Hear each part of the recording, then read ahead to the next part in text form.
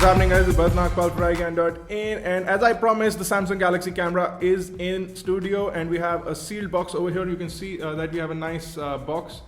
We have the white color as usual. It says shoot wow, share now, the Samsung Galaxy smart camera. So let's quickly go ahead and cut through this and cut through this, and let's open it up.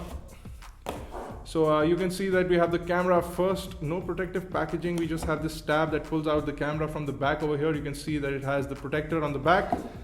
Let's leave that on the side and go further in. We have a quick start guide and a user manual, I believe, on the inside. You also have some warranty information. I'm just going to leave that on the side.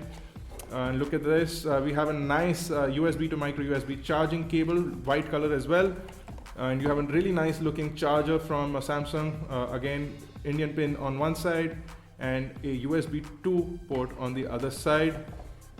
You also have a nice white camera strap to attach to the strap connection point on the camera, so that's good as well. And you have the battery, which is the standard battery that comes in the camera. It is a 1650 milliampere hour battery. That's good. So that's everything from the box. Let's quickly go ahead and take a look at the camera itself. So this is the Samsung Galaxy camera. Now you know the pricing for this is about 29,000 rupees in the market. It's available now. It's also launching globally as well as we speak. So most probably in the US, in the UK, this camera is already available. If it's not, it's coming up with carrier tie-ups in the rest of the world, whereas it comes unlocked in India. Now it does take a micro SIM card, so you can attach it to your cellular network, but you don't get voice calling capability on this. You can use it for VoIP, however, but you can't use voice calls on this. Now it does come with a memory card inside, which is nice. I don't know what the capacity of this memory card is. Actually, it's a blank.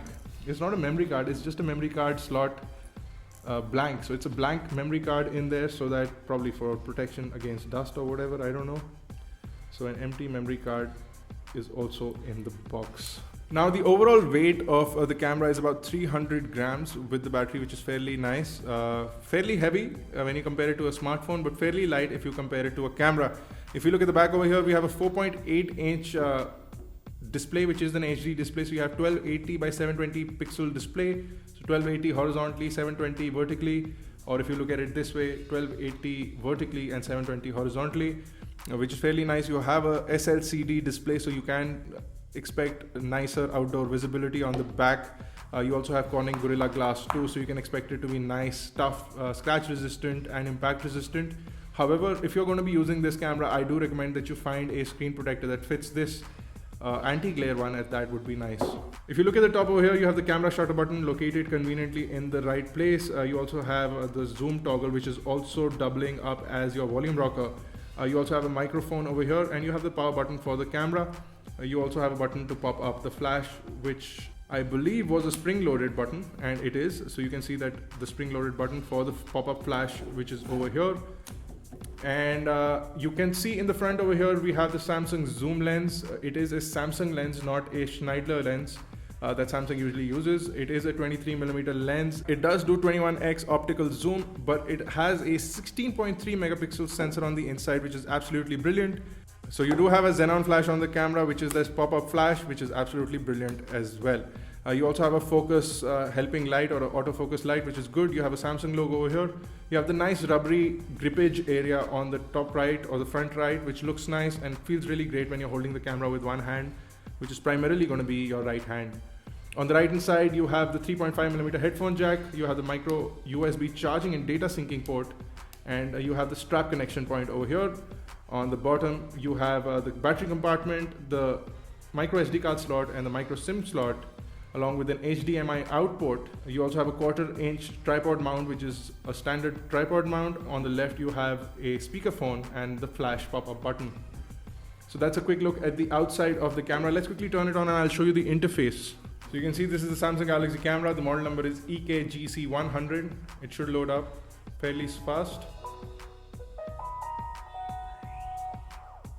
Now on the camera, let's talk about, this is the camera mode. I'm going to quickly jump back to Android over here. Once you jump to Android, the lens automatically shuts up, and let's skip through all this. You can create a Samsung account. I'm going to skip through all of this, and I'm going to quickly go into the Android interface right now. And I'm going to finish this, and once I come into the Android interface, you'll see that we have the standard TouchWiz UI over here. You can pinch out to get your home screens. You can add up to 7 home screens, fairly decent. On the camera, you do have Instagram and a couple of camera applications that are preloaded onto the camera, which is nice.